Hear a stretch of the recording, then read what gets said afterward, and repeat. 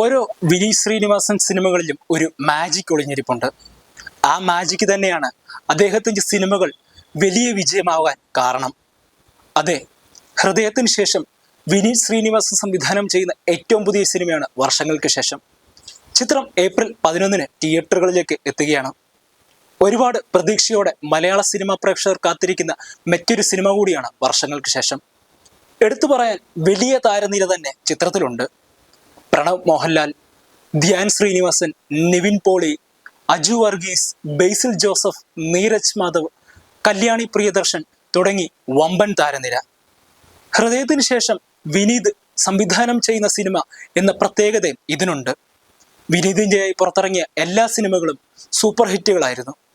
2024 മലയാള cinema പ്രേക്ഷകർ കാത്തിരിക്കുന്ന ലിസ്റ്റിൽ വർഷങ്ങൾക്ക് ശേഷവും ഉണ്ട്. ചിത്രത്തിൻ്റെതായി പുറത്തിറങ്ങിയ ഗാനങ്ങൾക്കും ടീസറിനും ട്രെയിലറിനും എല്ലാം മികച്ച പ്രതികരണമാണ് സോഷ്യൽ മീഡിയയിൽ നിന്ന് ലഭിച്ചത്. നമുക്കും കാത്തിരിക്കാം. തിയേറ്ററുകളിൽ പ്രേക്ഷകരുടെ ഹൃദയം കീഴടക്കുമോ അതോ തകർന്നു വീഴുമോ എന്ന്.